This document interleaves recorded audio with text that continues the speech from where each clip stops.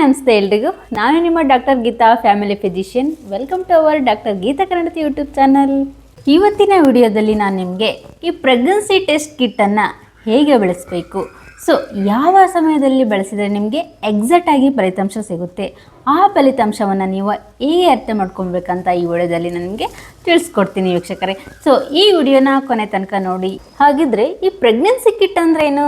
So ನಮ್ಮ ಮೂತ್ರದಲ್ಲಿ HCG ಅನ್ನೋ ಒಂದು ಹಾರ್ಮೋನ್ನ ಈ ಕಿಟ್ ಮೂಲಕ ನಾವು ಪರೀಕ್ಷೆ ಮಾಡ್ಕೊಬೋದು. ಯಾವಾಗಪ್ಪ ಅಂತಂದರೆ ಗರ್ಭಧಾರಣೆ ಆದ ನಂತರ ನಮ್ಮ ದೇಹದಲ್ಲಿ ಈ ಹಾರ್ಮೋನ್ ಹೆಚ್ಚಾಗಿರುತ್ತೆ. ಹಾಗಾಗಿ ಈ ಪ್ರೆಗ್ನೆನ್ಸಿ ಟೆಸ್ಟ್ ಕಿಟ್ ಮೂಲಕ ನಾವು ಗರ್ಭಧಾರಣೆ ಆಗಿದ್ದಾರೋ ಇಲ್ವೋ ಅಂತ ಪತ್ತೆ ಹಚ್ಬೋದು. ಈ ಪ್ರೆಗ್ನೆನ್ಸಿ ಕಿಟ್ನ ಯಾವಾಗ ನಾವು ಟೆಸ್ಟ್ ಮಾಡ್ಕೊಬೇಕು ಅಂತಂದರೆ ತುಂಬ ಜನ ತಪ್ಪು ಮಾಡ್ತಿರ್ತಾರೆ.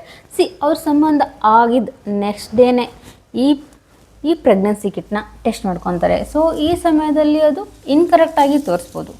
ಅದಕ್ಕಾಗಿ ಯಾವ ಸಮಯ ಸೂಕ್ತ ಅಂತಂದರೆ ಪೀರಿಯಡ್ಸ್ ಆಗಿ ಒಂದು ವಾರ ಆದಮೇಲೆ ಆದರೂ ಟೆಸ್ಟ್ ಮಾಡ್ಕೊಬೋದು.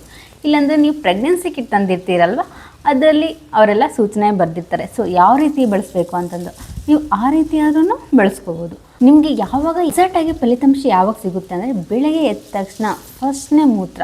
ಸೊ ಆ ಮೂತ್ರದಿಂದ ನೀವೇನಾದರೂ ಟೆಸ್ಟ್ ಮಾಡಿಕೊಂಡ್ರೆ ಎಕ್ಸಾಕ್ಟ್ ಆಗಿರೋ ನಿಮಗೆ ಫಲಿತಾಂಶ ಸಿಗುತ್ತೆ ವೀಕ್ಷಕರೇ. ಈ ಪ್ರೆಗ್ನೆನ್ಸಿ ಕಿಟ್ನ ಯಾವ ರೀತಿ ಬಳಸಬೇಕು, ಸೊ ಈ ಸ್ಟೆಪ್ಸ್ನ ನೀವು ಫಾಲೋ ಮಾಡಬೇಕು. ಫಸ್ಟ್ ಪ್ರೆಗ್ನೆನ್ಸಿ ಕಿಟ್ ತಂದಿರ್ತೀರ ಅಂತಂದರೆ ಅದರ ಮೇಲೆ ಇರೋ ಎಕ್ಸ್ಪೈರಿ ಡೇಟ್ನ ನೋಡಬೇಕು. ಸೊ ನೋಡಿಬಿಟ್ಟು ನೆಕ್ಸ್ಟ್ ನಿಮ್ಮ ಕೈಯನ್ನು ಚೆನ್ನಾಗಿ ತೊಳ್ಕೊಬೇಕು. ಸೊ ಸ್ವಚ್ಛವಾಗಿರುವಂತಹ ಪಾತ್ರೆಯಲ್ಲಿ ನಿಮ್ಮ ಮೂತ್ರವನ್ನು ಕಲೆಕ್ಟ್ ಮಾಡಿ ಇಟ್ಟಿರಬೇಕು ಮಾರ್ನಿಂಗ್, ಓಕೆನಾ. ನೆಕ್ಸ್ಟ್ ಆ ಕಿಟ್ಟನ್ನು ನಿಮ್ಮ ಕೈಯಲ್ಲಿ ಇಟ್ಕೊಬೇಕು. ಆ ಕಿಟ್ಟನ್ನು ನಿಮ್ಮ ಕೈಯಲ್ಲಿ ಇಟ್ಕೊಂಡ್ಬಿಟ್ಟು ಈ ಡ್ರಾಪರನ್ನು ಬಳಸಿಬಿಟ್ಟು ಆ ಮೂತ್ರವನ್ನು ತಗೊಂಡು ಸೊ ಆ ಮಾರ್ಕ್ನಲ್ಲಿ ನೀವು ಆ ಮೂತ್ರವನ್ನು ಬೇಕಾದಷ್ಟು ಮೂತ್ರವನ್ನು ಹಾಕಿಬಿಟ್ಟು 3 to 5 minutes, ಓಕೆನಾ, ಅಷ್ಟೇ ವೆಯ್ಟ್ ಮಾಡಬೇಕು.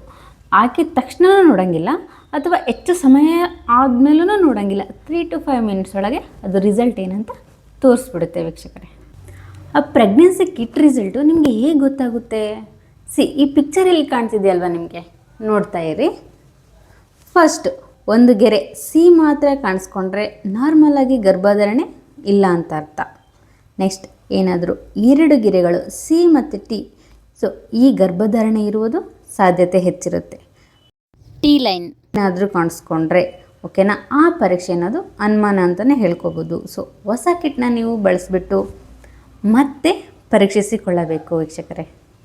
ಇನ್ ಕೇಸ್ ಏನಾದರೂ ನೆಗೆಟಿವ್ ಬಂತಪ್ಪ ಆ ಪರೀಕ್ಷೆ ಆ ಪ್ರೆಗ್ನೆನ್ಸಿ ಕಿಟ್ಟಲ್ಲಿ ಅಂತಂದರೆ, ಸೊ ಒಂದೊಂದು ಟೈಮು ನೆಗೆಟಿವ್ ಬಂದರೂ ಸಮೇತ ಗರ್ಭಧಾರಣೆ ಕನ್ಫರ್ಮ್ ಅಂತಲೇ ಹೇಳ್ಬೋದು. ಯಾಕಪ್ಪ ಅಂತಂದರೆ ಲ್ಯಾಕ್ ಆಫ್ HCG ಹಾರ್ಮೋನ್ ಇರ್ಬೋದು, ಅಥವಾ ನೀವು ಬೇಗ ಪರೀಕ್ಷೆ ಮಾಡಿಕೊಂಡ್ರೆ ಸೊ ನೆಗೆಟಿವ್ ಆಗಿ ತೋರಿಸ್ಬೋದು.